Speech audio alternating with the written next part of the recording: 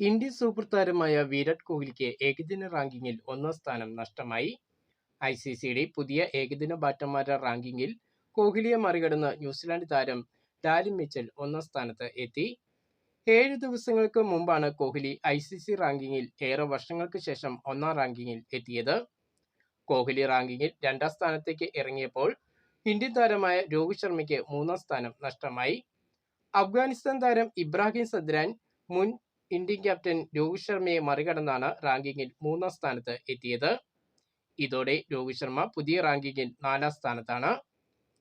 India New Zealand twenty പരമ്പരയിലെ അവസാനത്തെ 5ാമത്തെ മത്സരം ഈ മാസം 31-ാം തീയതി തിരുവനന്തപുരം ഗ്രീൻഫീൽഡ് സ്റ്റേഡിയത്തിലാണ് നടക്കുന്നത്. ക്രിക്കറ്റ് ആരാധകർക്ക് മത്സരം കാണാനുള്ള ടിക്കറ്റ് വിൽപ്പനയ്ക്ക് ഔദ്യോഗിക തുടക്കമായി.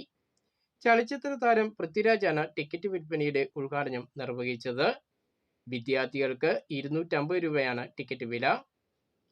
ന്യൂസിലാൻഡിനെതിരെ നടന്ന ട്വന്റി പരമ്പരയിലെ ആദ്യ മത്സരത്തിൽ ബാറ്റിംഗിൽ തിളങ്ങാൻ കഴിയാതെ ഇന്ത്യയുടെ പ്രധാന വിക്കറ്റ് കീപ്പർ ബാറ്റർമാരായ സഞ്ജു സാംസണും ഇഷാൻ കിഷനും.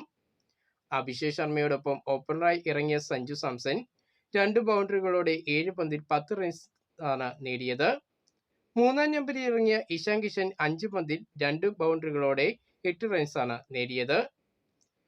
ഇരു താരങ്ങളെ സംബന്ധിച്ച് കിവീസിനെതിരെയുള്ള ട്വന്റി പരമ്പരയിലെ പ്രകടനവും നിർണായകമാണ്. ലോകകപ്പിൽ സഞ്ജുവും ഇഷാനുമാണ് ഇന്ത്യയുടെ വിക്കറ്റ് കീപ്പർ ബാറ്റർമാർ.